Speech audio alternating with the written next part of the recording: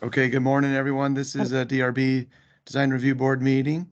The first order of business is a roll call from staff. Maria, would you do the roll call, please? Yes. Miss Anthony, she let me know she was not going to be here.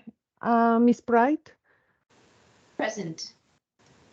Miss Dickinson, she told me she wasn't going to be able to make it. Miss Clement? Present.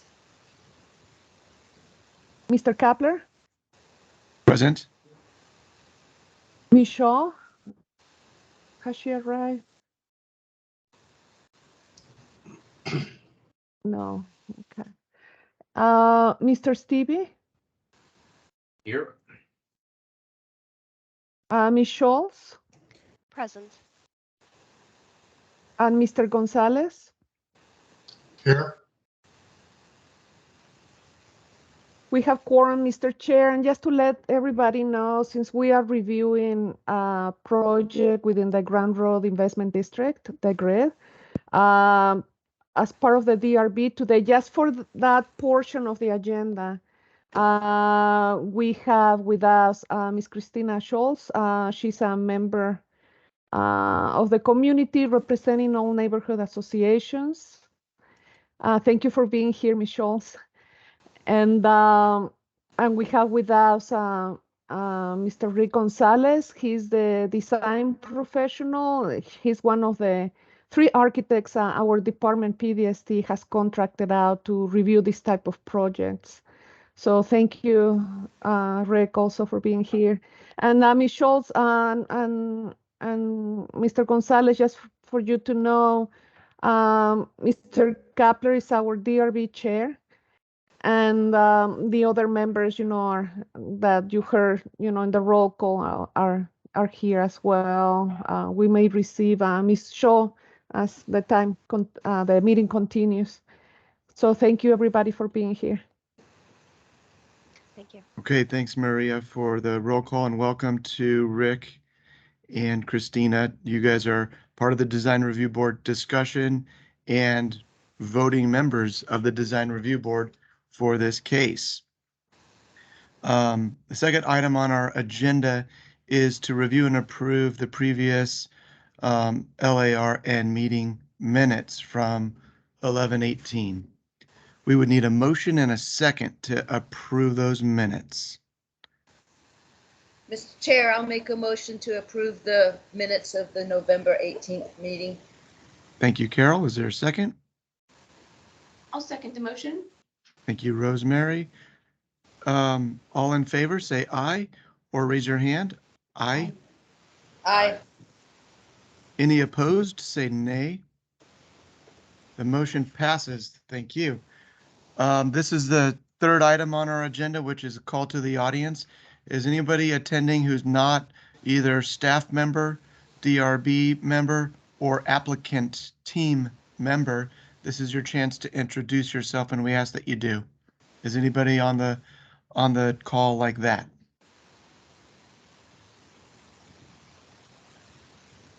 All right, no audience. Item number 4 is our case this morning. It's case number SD1122000003, Milagro on Oracle Affordable Senior Housing. And I'd like to, before we turn it over to the applicant, I'd like to ask staff to give us the staff overview or introduction. Thank you, Mr. Kapler, members of the DRB. Yeah, this is the redevelopment of a site that had been formerly used by the Notel Motel and the Don Motel on Oracle, and historic, hotels in town. So this is going to be redeveloped, plus a new building will be built in between those 2 hotels for 63 new affordable senior housing units. This property is owned by the City of Tucson through the Department of Housing and Community Development. HCD. HCD staff members are also available here to answer questions as needed. And also Jody Brown, our Historic Preservation Officer, is here as well to help answer any questions.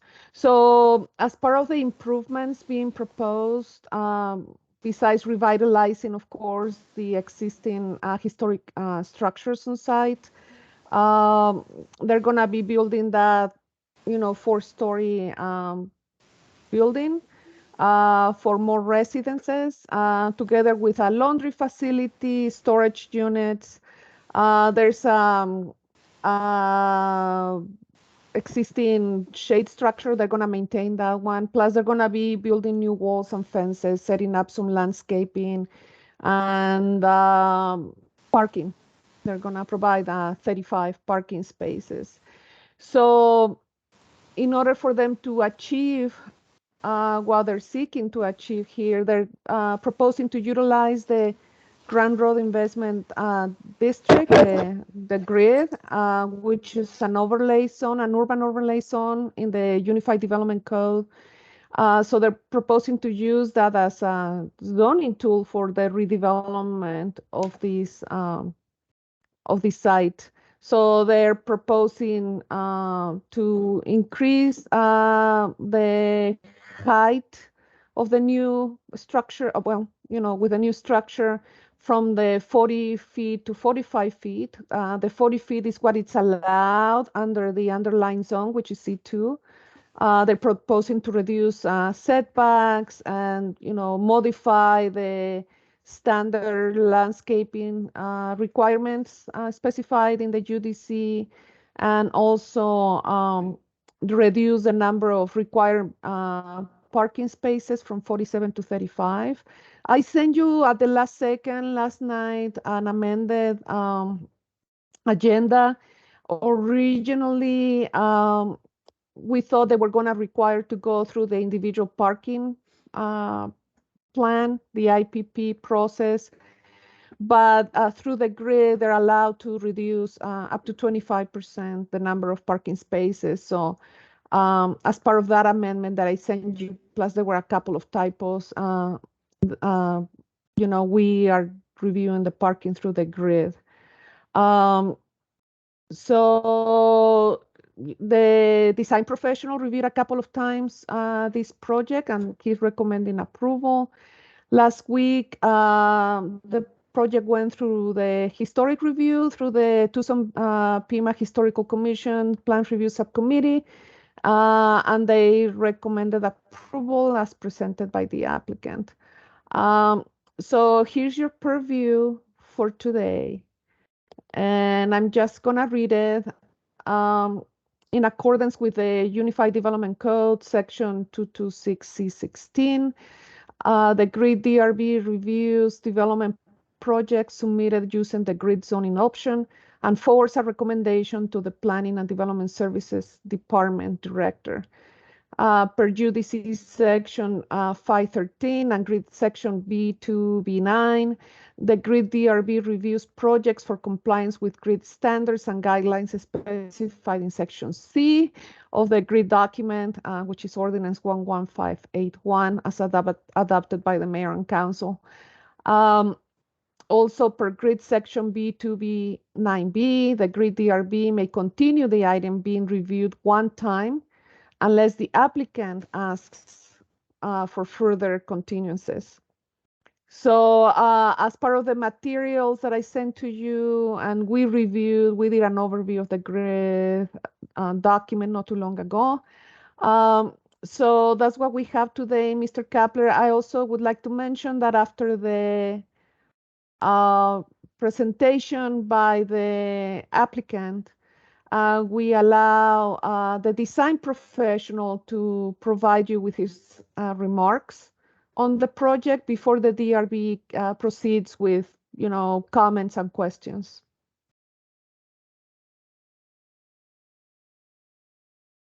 Your mic's You're up. muted. Thank you, Maria. This is the grid DRB this morning, and it might be helpful what Maria just read, this purview is for the DRB. That's the window with which we review this project. And it might be helpful to see what that grid document looks like or get that on the screen so that we stay on track with our thought process. So it's here's the document, and it's quite extensive. It's very different than the RNA. Maria, that you're that's the Sunshine Mile shoot. document. Thank That's you. okay. Thank I you. just want to point that out. Thank you. Thanks. No, thank you so much. Let's see. There it is. This is the first grid DRB map team up that we've had.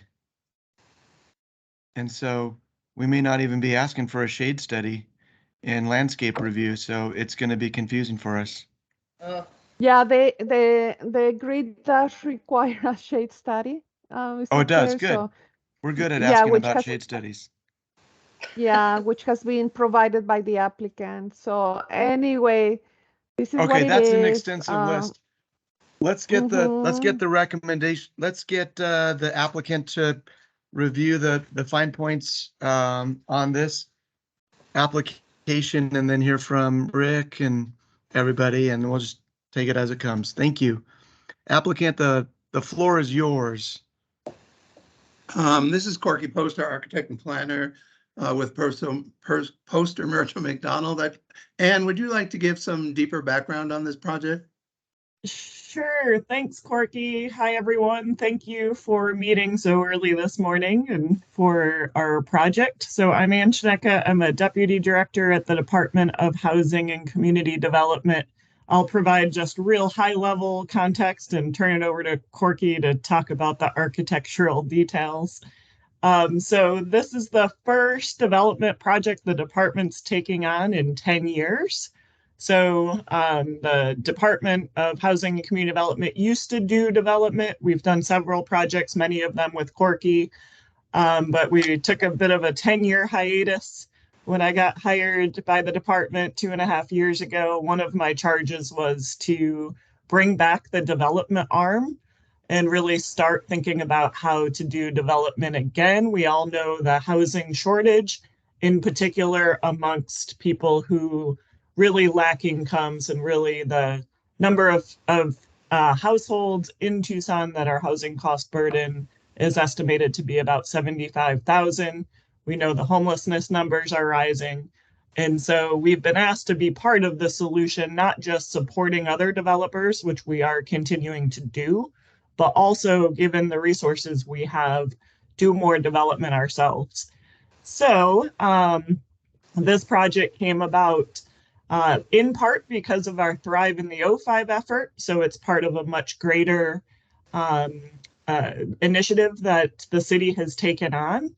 And so after a couple of years of engagement with residents and stakeholders in the area, we heard pretty loud and clear the rundown motor courts on Oracle Avenue were a real priority to think about how to preserve those and put them back into use.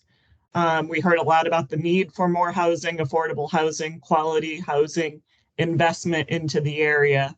And so feel like this ended up just being a really unique opportunity. The city purchased 2 of the parcels, and Corky will go into more of this in his presentation. So the city already owned 2 of the parcels, and when the no-tell motel came up for sale, it all of a sudden was really able to tie the project together. Last thing I'll mention is the project is for, Maria mentioned 63 units for older adults.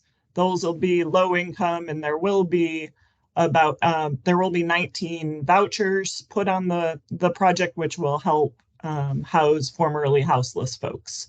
So 63 in total. And I'll answer any questions after, but we'll let Corky go into the fun stuff that you all care about.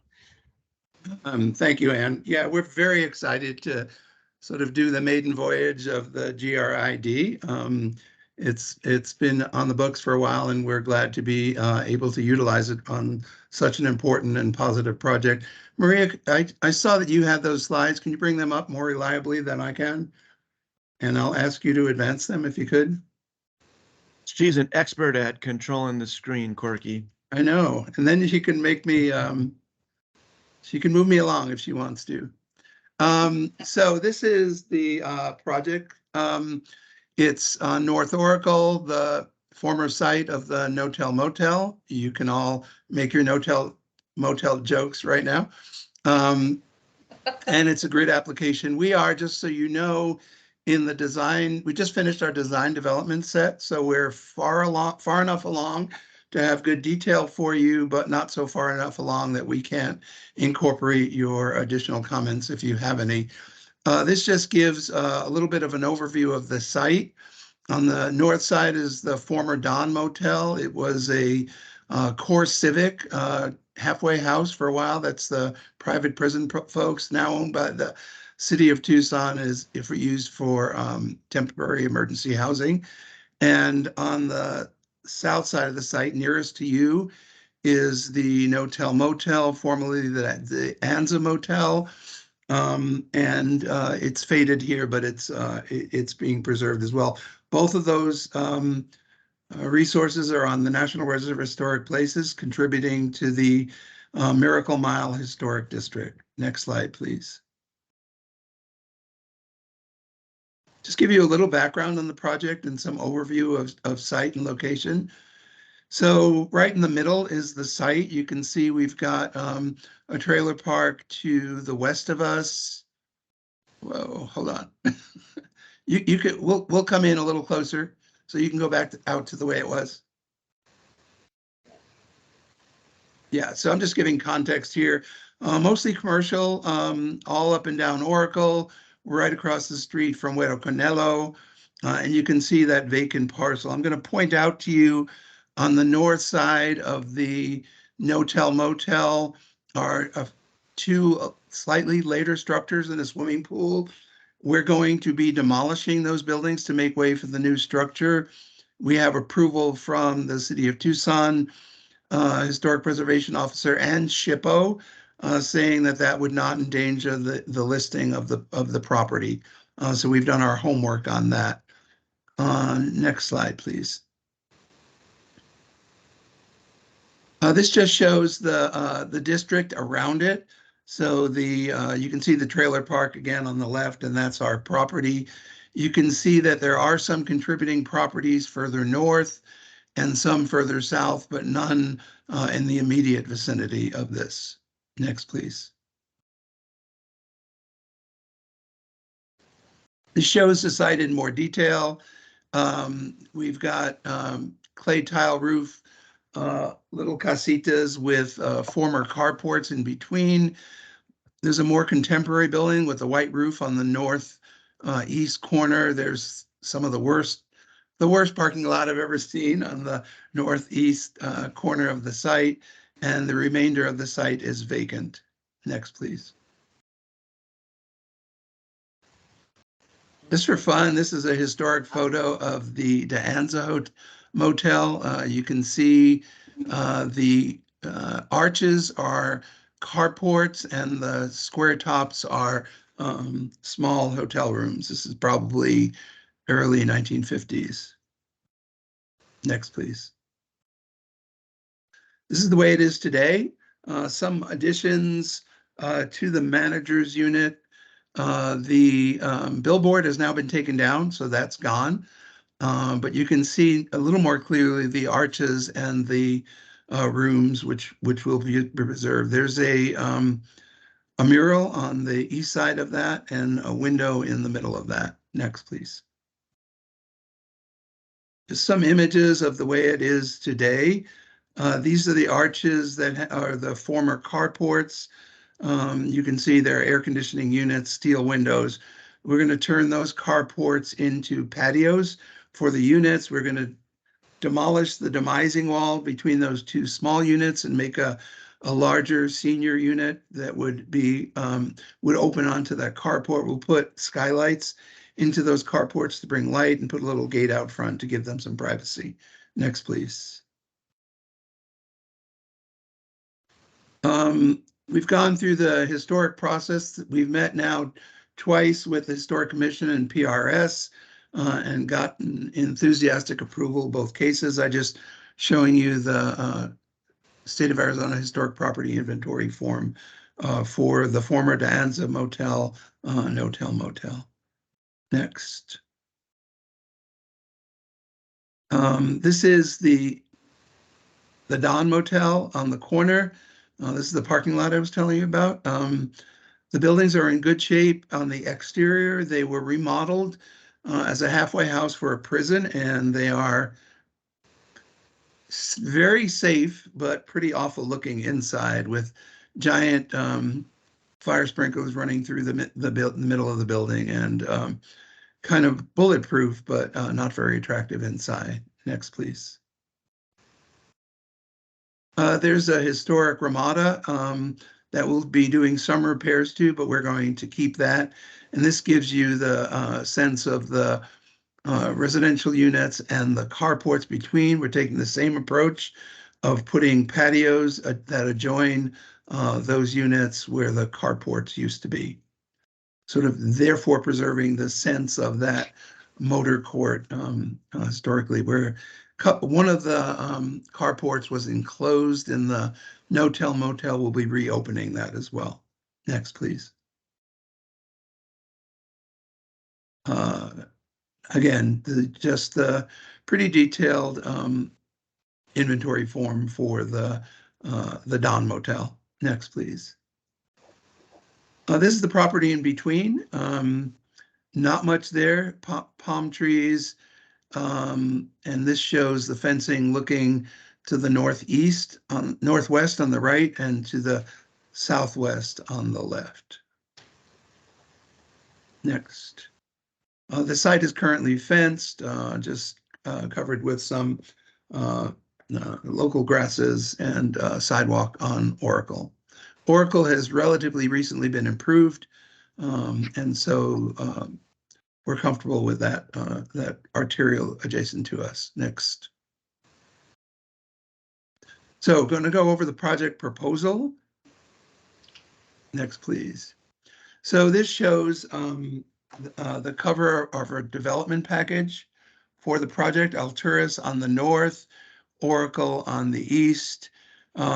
We have 5 units in the preserved Anza Motel or No-Tell Motel on the south, where cars used to roam. We're going to have a walking path for seniors for the whole development, trees, sitting areas, and sort of a paved walking path. There's a 4-story building, shotgun units that daylight on both the north and the south. You'll see later that the whole south elevation is a egg crate set of porches that look to the south. They'll be shaded in the summer and sunny in the winter. We've got a parking lot to the north of that will serve the whole development. We've been through the review by Ann Warner with trees.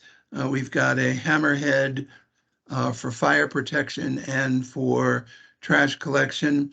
I want to go through the parking again, just so you understand where we are on the parking requirements. The UDC requires 0.75 parking spaces per unit for senior affordable housing. And the GRID overlay allows for a by right 25% reduction from that. So that's how we get to the number of spaces that we have.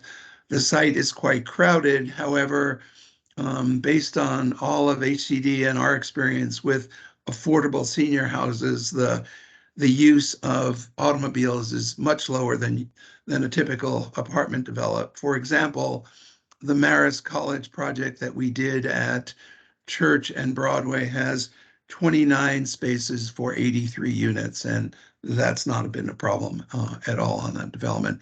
And then going further north, you can see the 15 units of housing on the former Don Motel, again with side patios that you'll see a little more detail. There's a new, the parking lot disappears, the substandard parking lot disappears. There's a walled sitting area on the corner of Alturas and Oracle for residents, and landscape out through the middle of that. Next, please.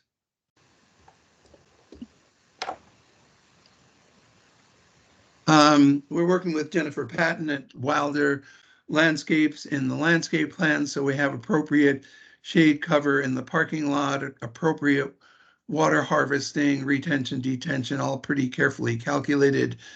We've got trees on the very north side between the new sidewalk and the north face of the buildings, and then pretty heavily landscaped throughout the site.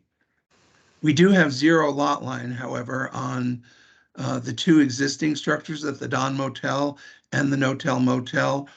And out of respect for that urban fabric, our building is also on the property line. So we have a waiver request not only for street side setback, but also a request into the major streets and routes setback, my least favorite document. But given the fully developed notion of Oracle Road, we're comfortable with that. They will not review that major streets and routes waiver until this process goes forward, but I feel confident that we'll get that as well. Next, please.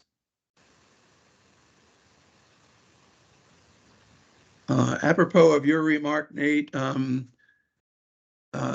Rick Gonzalez pointed out our failure to include in the draft GRID application the calculations for the shade. And I'm glad he did, because we improved the project when we responded to that. So our original development package did not include those trees on the north side on Alturas, which allowed us to be very deficient in our shade.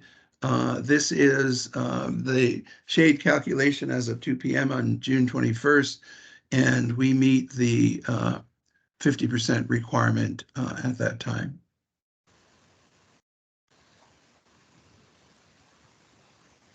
Here's some slightly more current renderings of what that site would look like.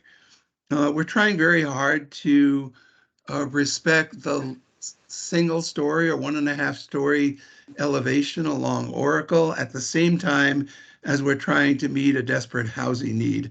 As Maria said earlier, in the GRID overlay, we have a theoretical height allowance of 75 feet.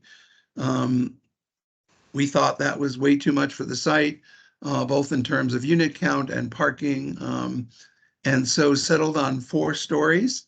It's a little bit hefty for this site, but it's our feeling that the redevelopment of the Miracle Mile Historic District is going to need to have flexibility on that height requirement, because it stretches all along West Miracle Mile all the way into downtown. And many of those structures are single story. And our feeling is that we need to balance the need for development with the need for appropriate height. We are asking for a 5-foot waiver in the GRID. There's a 40-foot limit in the underlying zone. But that really limits the floor-to-floor heights on a 5-story building, on a 4-story building. And so we've pushed that envelope a little bit and are asking for 45 feet in height. You can see that we have set that 4 stories back a little bit so that we can give the feeling of a lower building height along Oracle. It looks from the bird's eye view, and none of us are birds, that that is not particularly successful. But if you look at the new Union on 6th, where that architect did something very similar, you can see as a pedestrian at the ground level, those kind of setbacks, bulk setbacks, a little bit from the street, work out actually very well. Next, please.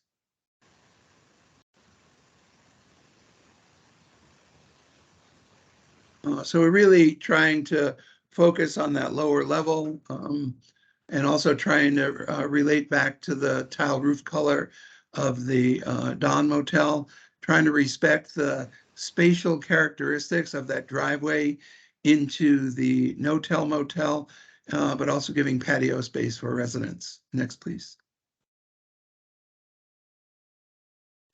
This is that egg crate set of porches on the south side, showing the units. So again, those will be very sunny in the winter and in full shade in the summer. So we're pleased with that. This shows a little bit about the lower level community spaces along Oracle. Next, please. And this is that other elevation. These are, and you'll see in a minute, those are shotgun units. So you enter from the north and it goes all the way through, and you have a patio, porch patio on the south. Next. These are the more specific unit designs, the Don Motel on the top, and the No-Tell Motel, Anza Hotel on the south. You can see how we're using those former carports as patio spaces for the units, and they will open directly onto those. Next, please. This is what those elevations will look like. Next. So this is the first floor and second floor, and then the next is the third and fourth floor of those shotgun units. People say, boy, they're really long and skinny, but you can only be in one room at a time, and none of those rooms are long and skinny. So next, please.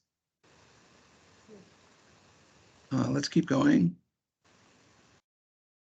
This shows what the unit looks like. There's a living dining kitchen at the north end of the unit with a sort of gallery access, an outdoor gallery access to the unit. There's an elevator, stair on each end of that.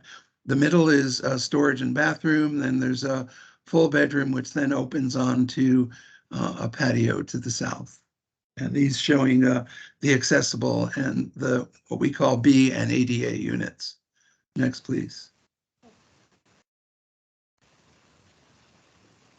I don't expect you to read this. I just wanted to document the fact that we had very good and very detailed comments from Rick Gonzalez. All of those comments have been addressed and reintegrated into the development package. So we're up to date on Rick Gonzalez is the design professional reviewer, both on the design side on the left and on the landscape side on the right. Next. I just want to review the grid waiver request that we're making, which is a requirement of the grid application. So the underlying, as Maria mentioned, the underlying C2 height limit is 40 feet. The grid limit is 75. We're asking for 45, which allows us, even though we're 4 stories, gives us a little wiggle room on the floor-to-floor height. The east required setback is equal to the height, 45 feet, not really in keeping with the urban character of Oracle with 0 setbacks in the historic property. So we're asking for 0 setback along the east side. The west setback is 1.5 times the height, or 69 feet. We're proposing a 33-foot 11 setback. Plus there's an existing 15-foot alley between our property and the adjacent neighbors. We have no windows on the west elevation, so any privacy concerns are completely mitigated. The MSNR requirement is 10 feet. That's a separate waiver request that is in process. The Oracle landscape buffer is 10 feet. We obviously cannot do that with 0 lot line buildings, either existing or proposed, but we have extensive landscape wherever we can get it. The alley landscape buffer is 10 feet. we're proposing a 5-foot landscape buffer, which allows us to fit in the very stringent requirements of fire equipment hammerhead and trash collection hammerhead. I talked earlier about the parking requirement for affordable senior housing, and we have a letter from Mark Castro approving our parking proposal as is. There is a GRID preference for a parking structure, and the PDSD director has the ability to waive that parking structure, which in this case is financially impractical and not needed. And that request is being made. And then our off-street loading may be reduced or waived, and we don't have a need for an off-street loading requirement. So this is the list of things that we're asking for in this particular application. Next. And I think that's it. We're happy to answer any questions. I'm one of the design reviewers for the city, so it's been fun being on the opposite side of that. I want to thank all the folks on the Historic Commission and the PRS who've been very supportive of this, and then Rick Gonzalez for his good work, Jody for her counsel during the process. And we had also, just one last thing I wanted to mention, is we had a small but very positive neighborhood meeting as required prior to the grid application. Staff outnumbered residents, but the residents that did show up were from adjacent business and were enthusiastically positive about the project. And we're all here on the call. Sarah Megason, I think, is on the call, and Shaneka, and we're happy to answer any questions you have. Thank you, Corky. Very good presentation. We have some hands up. We'll have a discussion as a grid DRB about what we just heard. And Maria, if you could actually study the screen on the second to last slide that has sort of the requested items that we're talking about. And then it looks like Rosemary, is your hand up?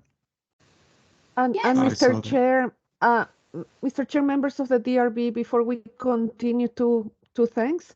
One, I wanted to point out that Ms. Shaw has joined the DRB. She was here at 7:52 a.m. And Morning, Grace. also, if we can, before we proceed with DRB discussion, if we can allow the design professional make his remarks. Yeah, I think that's Rick Gonzalez. You're up. Yes, thank you.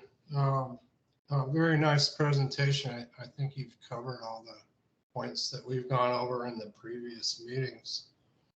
And as has been said, I've reviewed the design standard requirements for conformance with the submittal requirements of the grid. This is actually the first review of the grid. A lot of the requirements are similar to the other overlays. There are some exceptions.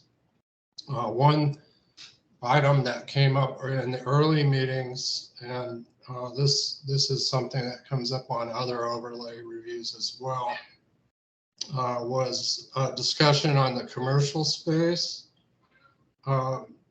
being commercial retail on the first floor of a multi-story. It was discussed that commercial space is not viable under present marketing conditions, and the fact that the space would serve better as a community gathering for a residential environment. So I think we can allow that exception in this case. Rick, can I ask a question about that? Since I'm not familiar with that, is does the GRID require the first floor of multi-stories to be like this mixed use? It's a requirement that there's an exception for here? Yes, it requires a commercial retail use in a multi-story case. A lot of the other overlays also require this. Okay, But gotcha. it's been really difficult to actually fill those spaces, based on what's happened with the COVID and so forth. So it was discussed, and I think, again, the fact that it's being used as a residential community and that it would be more of a common space for them, that would be a reasonable alternative. Okay, thank you for clarifying that. Also, as said, we looked at shading, we looked at landscaping. As you can see, it's pretty detailed. I had to set all this down for the first time and try to keep it as least amount I could put on there in regard to the actual document. But as you go through, we've reviewed it now a couple of times and several preliminaries. Basically, at this point, everything's in compliance. And I think that it's going to turn out to be a very nice project. So again, my recommendation is that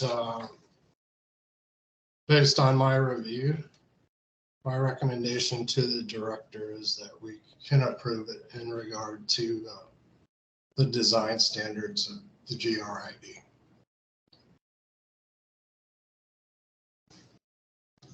Okay, thank you, Rick. I know we have some questions from our team, and I'll just call on them in order. Carol, your hand is up. Yes, thank you, Mr. Chairman. Two questions. The first floor space being used as the community gathering space, that is the actual development, it's gathering space, correct? Not more of a community at large. How do you really see that space being used? Thank you, Carol. Just to be clear, actually on the north side in the Don Motel, the structure closest to the street is actually the leasing office. So that structure in the foreground, the red tile roof one closest to you is actually the leasing office for the whole development. And so that's right next to parking, right on the street. And so theoretically, that's a commercial use. It's actually what we did on the Maris as well. In the taller building, it is fitness room, community space, all for residents only. So there's nothing that is open to the public per se. And the former manager's unit on the far left of this rendering is also community space for residents of the entire development. So it's not three different areas, nor is it open to the public in general, but these are all support spaces for the 63 residential units in this development. Nice, thank you. Thank you. Second question, I noticed on the existing photos, there are some palm trees. I think I caught them quickly. I'm not sure if they're Washingtonian Finifera or I think it's Finiferous. What's happening with those palm trees that's existing? That's a great question, Carol. When I was looking at that photograph, I knew you would ask me that question, and I don't have a good answer. But you know Jen Patton quite well. Yes. And yes. I am confident that Jen will make exactly the right decision about what to do with those, whether they're reused on site or relocated elsewhere.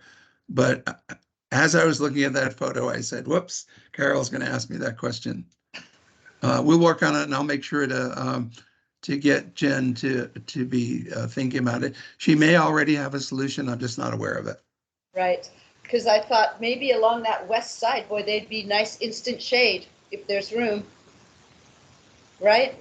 Yeah, that would be great. And they, as you know, the root structure is not very invasive. So correct. And they they're big trees, but they transplant successfully for the most part. It's been my experience.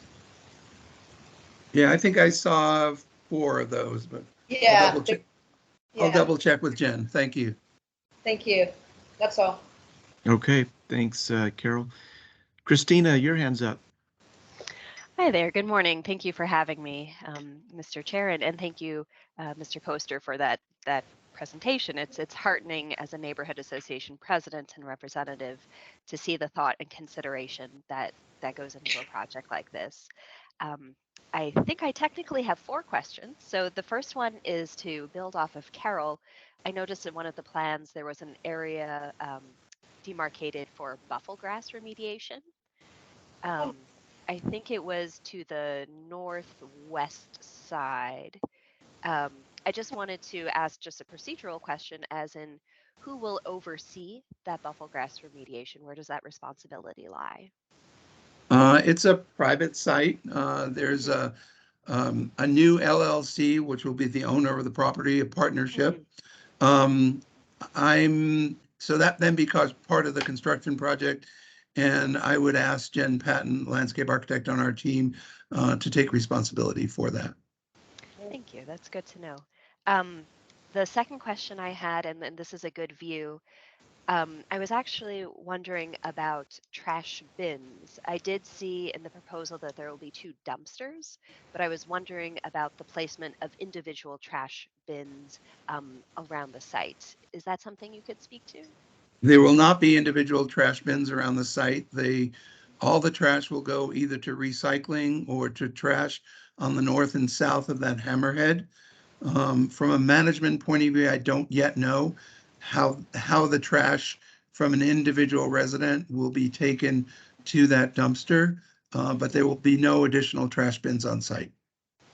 Okay. And is that, I guess I'm looking to Mr. Gonzalez, is that in compliance with the grid? I am a bit surprised that a residential facility wouldn't have, a trash bin perhaps in the Ramada area or other things like that. Well, let me clarify. Oh, please. Thank There you. will be trash containers on the site, I perhaps see. in a gathering area, but individual apartments will not be taking their trash to one of those green or blue collection bins. There'll only be the let's call it the central recycling and central trash collection. Okay. And my apologies. I Dumpster. think I was using the wrong terminology. Thank you for Okay. Are that they, clarification. just to add to the trash question, is there going to be these external trash chutes that we have at some other high rises? No, That's it will probably not be. good. Yeah, Those are there is not a trash chute in this development. Awesome. I have 2 more questions, if you don't mind. Thank you for being game.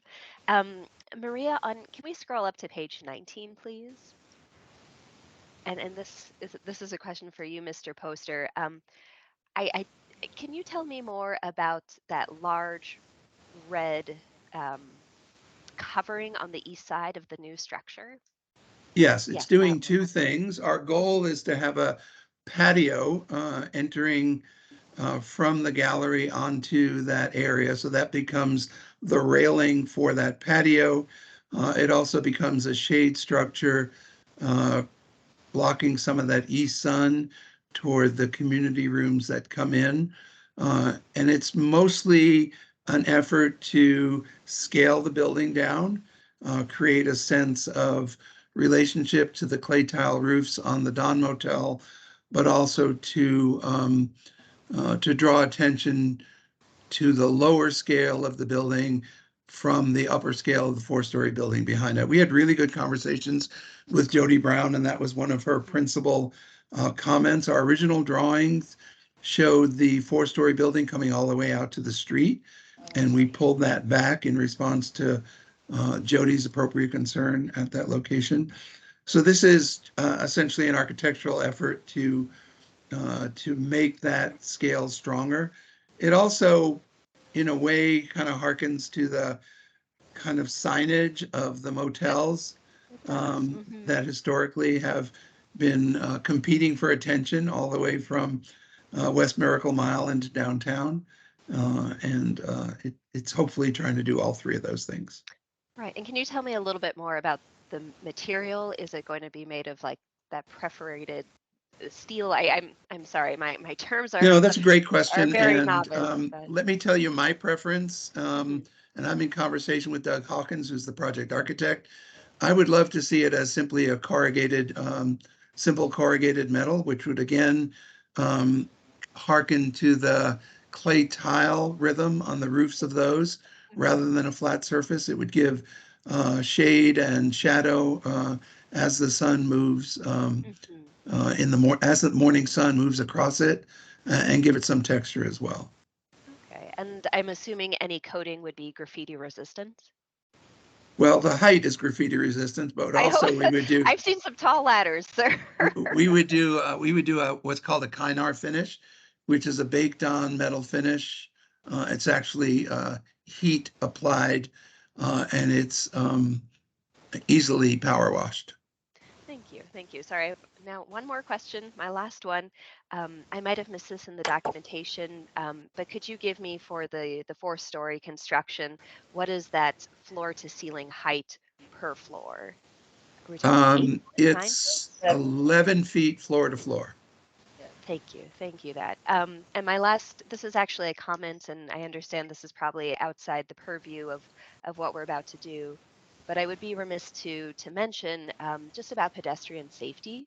I noticed that there is no bus stop on the west side of Oracle. The bus stop is actually on the east side, and for residents to get to that bus stop, there's 4 lanes of traffic heading south, and I think there's 4 lanes heading north. So that's an 8-lane road that they must traverse to get to the bus stop.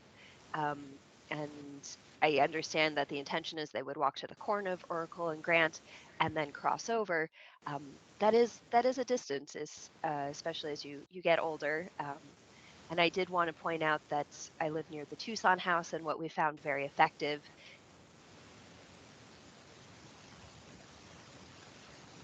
Oh man, what did she Residents find? can safely get to the bus stop.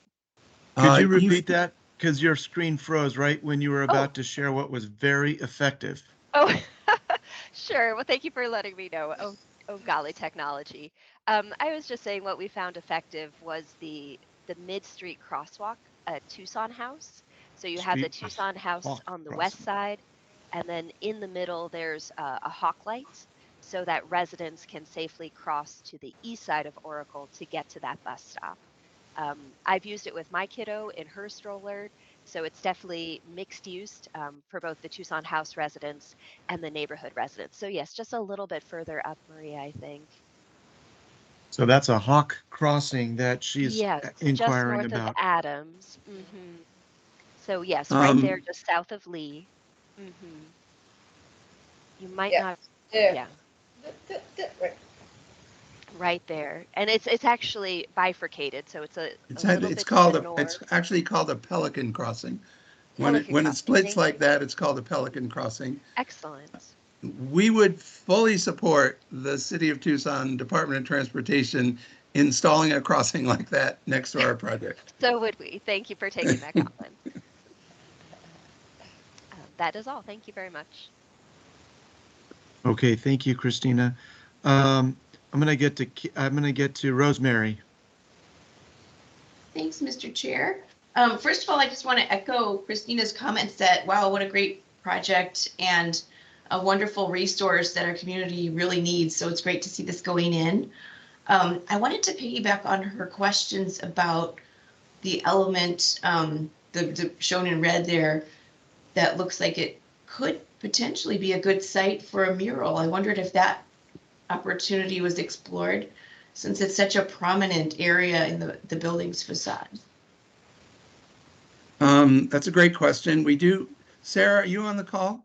Yes, I'm on the call. Can you talk about the mural that we have on the front of the No-Tell Motel and any thoughts you might have about that really good idea that we're getting? Yeah, so there is currently an existing mural on the front of the No-Tell Motel. It was done by Jessica Gonzalez, and it was in a partnership with Banner Health. And I just had a meeting with her this week, and we're going to end up keeping the mural. We're going to be redoing it and updating it. There is a window on that side that we're going to daylight and open up. so that that part of the no-tell motel has a window. You can see there's a little window that's been boarded up, so we're going to daylight that. And then I've been talking to her about doing that entire side right there. And we haven't talked about a mural on the part of the new building, but I think we want to leave that, like Corky mentioned, to kind of speak to the other architectural elements with that clay tile. But we are going to have the mural exist on the no-tell motel still and have that become updated and refreshed with the window being daylighted. I'm very intrigued by the idea, though, and I'm not sure what the protocol is here, but I would welcome a comment from the DRB that at least gave us permission to pursue a mural on that location if we were able to do that. So in a sense, a pre-approval of that idea so that it could go ahead either as drawn or with a mural without having to come back to the DRB for that. But it's a great idea. I like that idea a lot. Thanks, Corky. I think that would be a good option to build in. That's Anything my only else? question.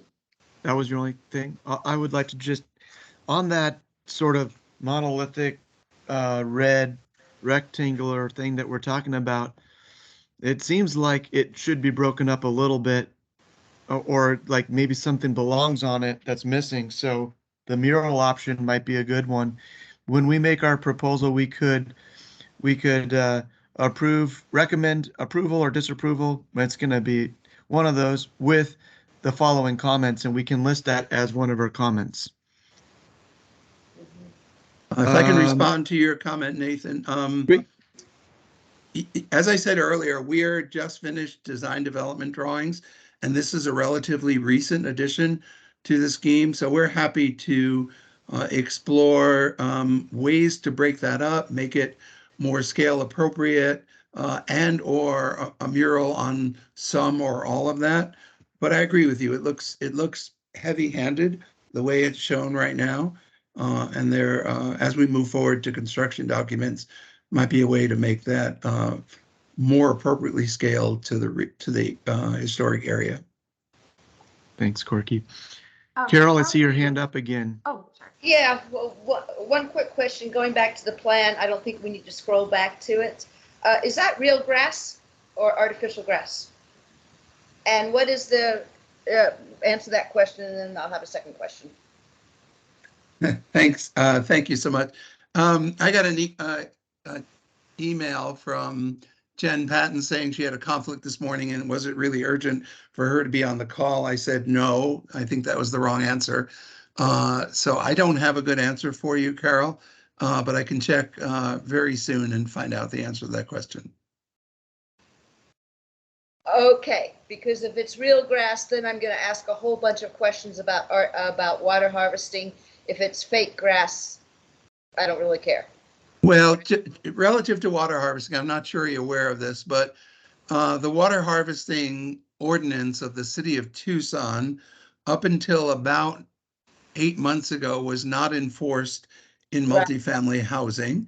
Starting 8 months ago, the interpretation was that multifamily is in fact commercial and that the water harvesting does apply to that.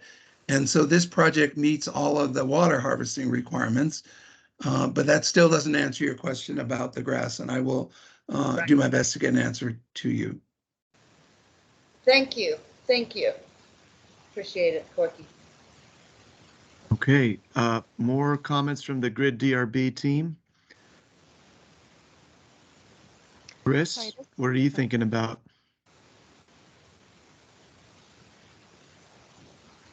Grace?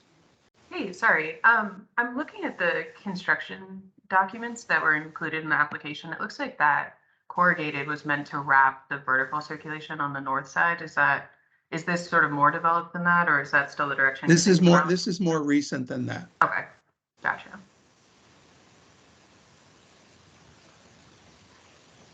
Yeah, there's always a submission lag. We keep going on our drawings. The design development drawings went to the contractor for pricing on Wednesday. And what you have in your package was earlier than that. Understood. Christina, your hand is up again. Yes, thank you. One more question popped up, building on the question about grass. I didn't see any notes in the package about a pet policy. So I know our Tucson Inn residents, they have a little dog run. Dogs are a vital part of our community. Excuse me. And I just wanted to know if you could speak to that. Yes, thank you for that question. This is a low-income housing tax credit project, and strangely, it requires a remote smoking area, which kind of makes my skin crawl, but it does. So we have that, and we also have a pet area. Thank you. A little dog park, yes. Thank you. All right. If there's no comments at large, Maria, could you, or no further comments at large from the Grid DRB folks, could we get to that, before we go to that, that's the proposed motion language, but there was a page that had all the requests, how they were using the grid, and we can just go one by one on those. Not Rick's more detailed view, but it was in Corky's original, it was second to last page. There, she's getting there. Yep. Okay. Palm trees, we saw them. We saw them. Okay. I'm going to read each one of these, and if there's any comments or anything, DRB, let me know. They propose a height of 45 foot, which is 5 feet taller than would be allowed if there wasn't a grid overlay. Any comments, Grid DRB? Next, the project proposes to match the historic setback, which is 0 feet, 0 inches. Most projects would it's a bold request for most developers to request a 0 foot setback. Most private developers would love to request 0 feet. I want to use the whole property. And how does the DRB feel about that? I'm okay with it. It's along Oracle. That was my feeling too as a resident. I appreciate that it's historic and that's what it feels like. So that didn't bother me either. Good. Agreed. Grace, I see your hands up. Oh, yeah, I was going to say, I agree with that. And meeting the prevailing setback, I think makes sense in this situation. Okay, great. Project proposes 33 feet, 11-inch setback plus a 15-foot alley. And there's no windows on the west elevation, so reducing that setback isn't a privacy concern. Any comments on that one?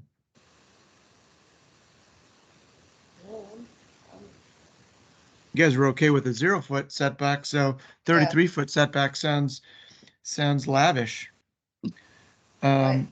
Another 0 foot setback on MS&R Oracle. I guess this is a different parcel that also wants a 0 foot setback. We already talked about those. And another 0 foot setback. The additional landscape that is mentioned in this bullet point, is it on the right of way or is it someplace else on the property? There's a requirement for a 10-foot landscape buffer along all streets. There is a provision that allows 5 feet of that to be on your property and 5 feet of that in the public right of way. But we have a sidewalk right up against our building. And there's very little distance between the curb and the face of the building. So in fact, there are no room for any landscape where the existing buildings are located. And we're matching that prevailing setback. So there's no room for that landscape. Yeah, but we are providing where we can landscape right out to the street.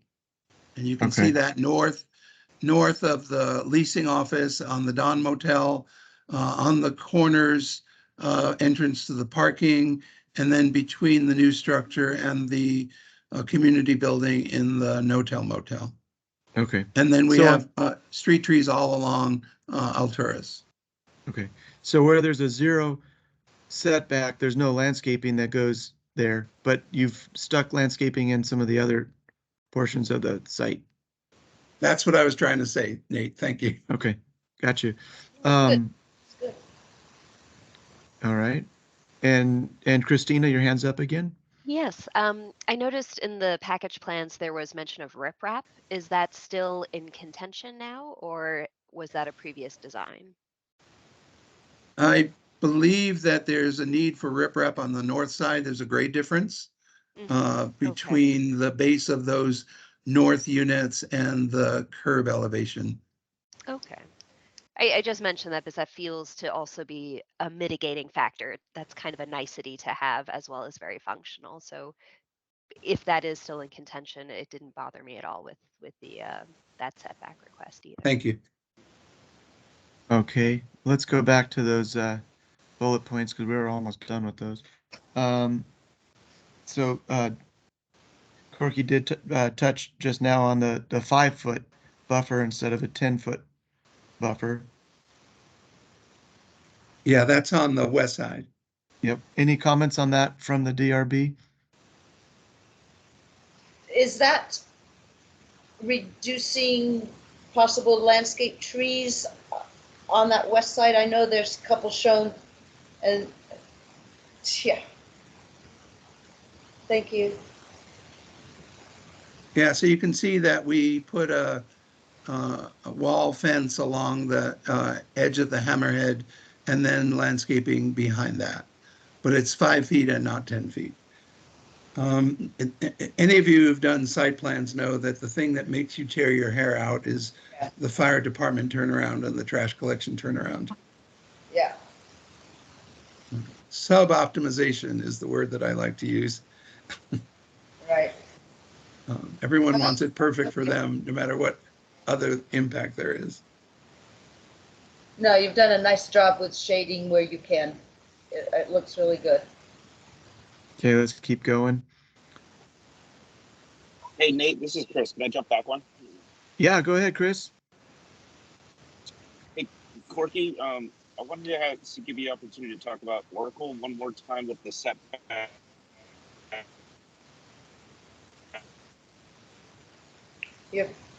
You're breaking up. I didn't hear the end of what you said.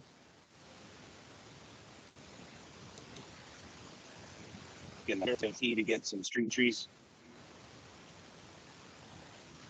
The ability to get street trees between the curb and the facade, is that what you're saying? Correct. With maybe a walkable tree grate or, accessible grading.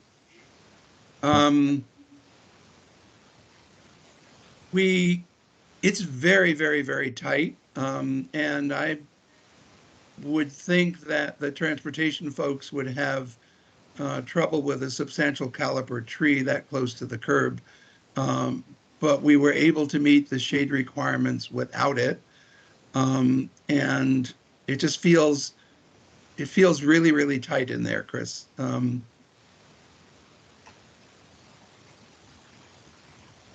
I mean, we could look into that, but you can see that there's, if you close in on the sidewalk, there's probably 2 feet between the sidewalk and the curb. Yeah, no man's land. Well, no trees land, I think, is even more to the point. Yeah, right. But Corky, I'd like to see an opportunity to investigate maybe a half tree grate that would be the sidewalk and allow you to put the tree set back from that curb a little bit.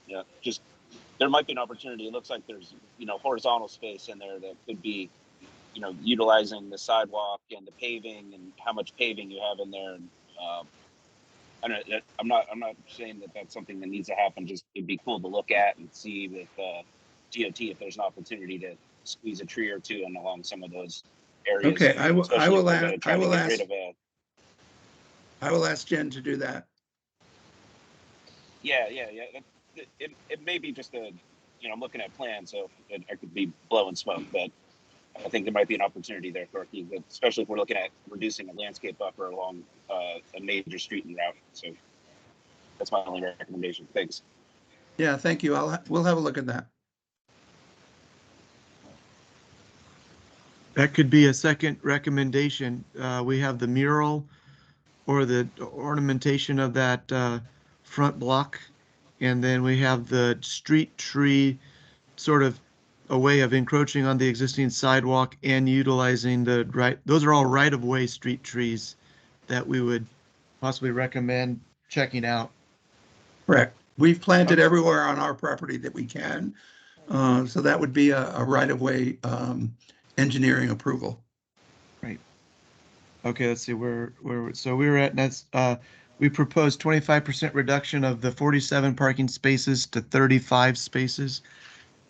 My point of view is that's okay because yeah, I'm fine with that.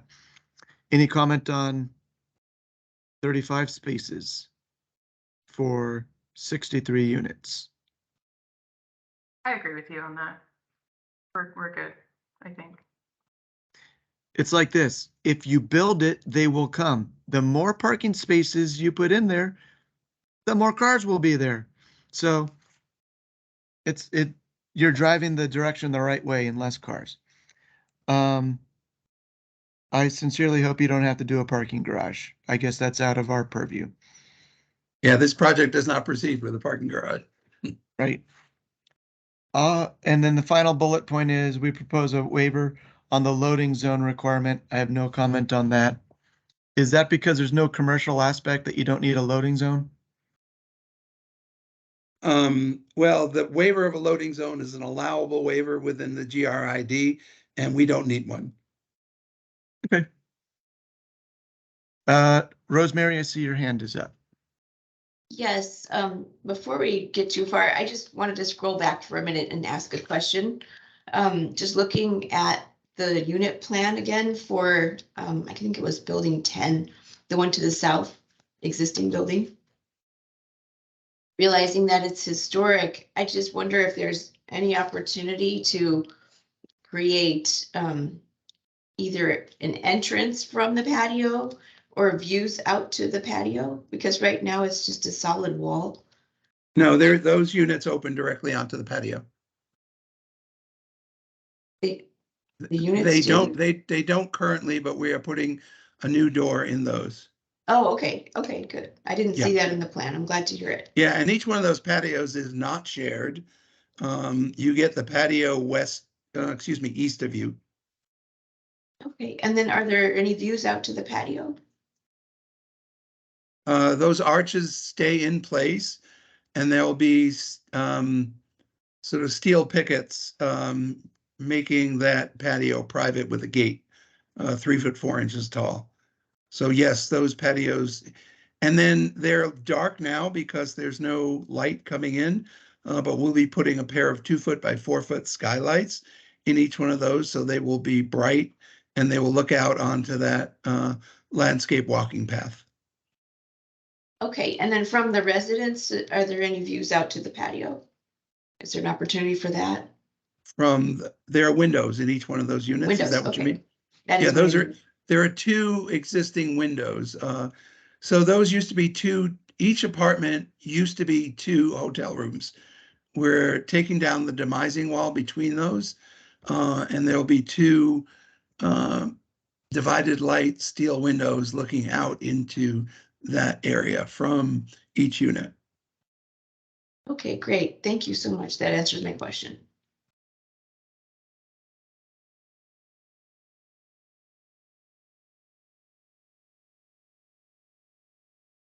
What's the plan for bicycle parking? It's required and it's there. I don't recall where it is on site. It's on site though. It's not. Yes, it's on site. Not on their balconies. Yeah, all of the overlay waivers do not reduce the requirement for either bicycle parking or handicap spaces, accessible spaces. Got it. So even if you reduce the parking, you can't reduce either the accessible spaces or the bicycle parking. I don't remember which multifamily multi-story project it was, but I was driving by and I saw someone had their motorcycle on the patio, and I thought, how did they get it there? But I saw a motorcycle on one of these patios. Okay. We just went through all the requests. We didn't have any significant concerns that weren't addressable with a comment. Maria, could you put the motion on the screen, please? Would one of the GRID DRB members make a motion?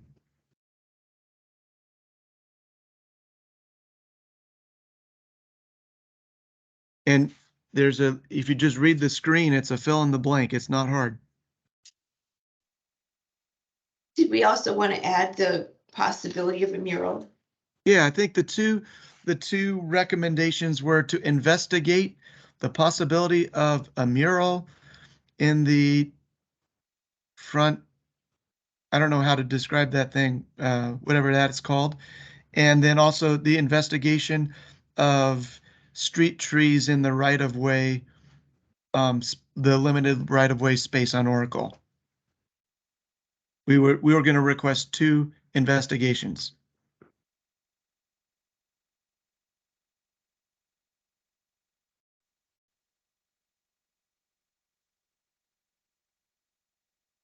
I think Carol's talking. Carol, this motion that you're making, yeah. You want me to try? You know I'm terrible at this. You're really good at it. Okay. I move that the Grant Road Improvement District Design Review Board has reviewed the applicant's project for compliance with Grant Road Improvement District grid design criteria and recommends to the Planning and Development Services Director approval, finding the project in compliance with the standards and guidelines set forth in the grid section C, period. We would like to make the recommendation that the design team investigates the feasibility of a mural on the red sign facing Oracle Road, and that also the team investigates the possibility of street trees in the right-of-way along Oracle Road. Great motion. Is there a second? I second it. It has been seconded. I'll call for a vote. All in favor, say aye or raise your hand. Aye. Aye. Aye. Any members opposed, say nay. The motion passes with the recommendations. Thank you, applicant, and good luck with your project. Mr. Chair, can you let me know who seconded the motion? I was writing down my notes. I didn't get to see who. That was Christina. Christine. Okay, That's thank correct. you.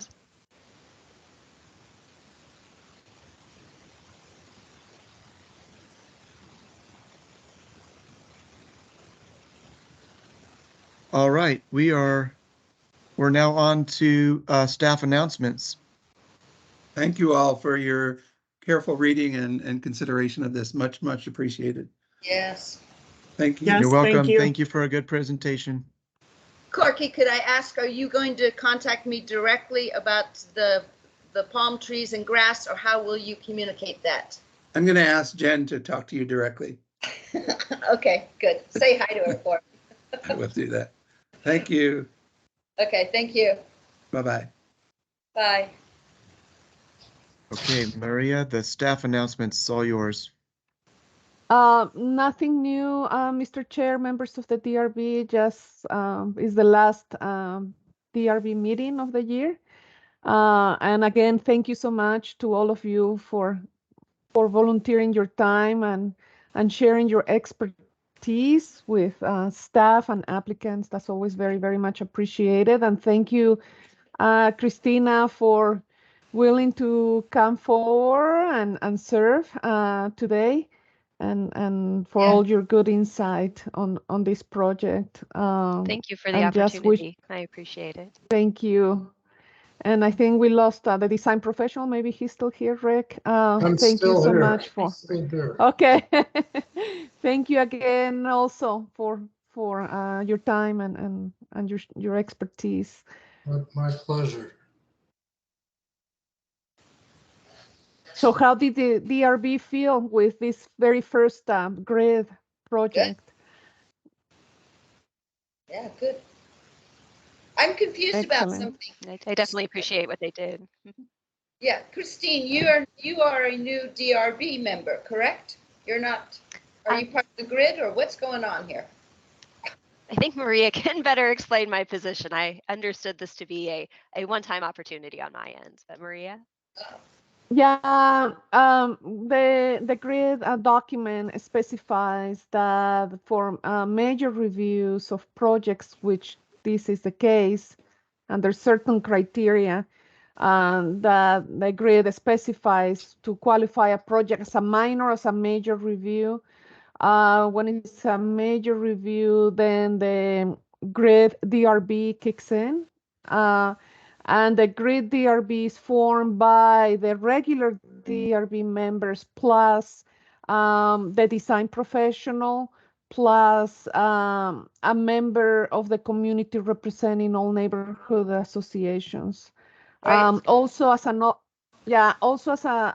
option, also the neighborhood association in which the project is located is also welcome to be part of the DRB. I reached out to the neighborhood association president for the Miracle Manor neighborhood, and she didn't confirm or didn't show up today, but she was as well invited. Right. And for the record, I am the neighborhood association president for Bronx Park. So we run from Grant to Speedway, Stone to Oracle. So Okay. this location is very near and dear to us. And I see, some of those same issues. We have the Hacienda on our side and all those other motels that could really benefit with from such attention and development. So it was a pleasure to be invited, Maria. I thank you for that. Well, you No, were, thank you. yeah, a real asset to this review. Thank you. Oh, thank you, Carol. I appreciate that. And that's all you'll see. You'll be seeing from me an email to the clerk's office with the report summarizing all the activities the DRB had this year. And it's the annual report. And also you will see from me the attendance report. So you'll be seeing that shortly. We will be holding one detention session for all the people that didn't attend if their attendance records are poor. Oh wait, no, that's high school. Never mind.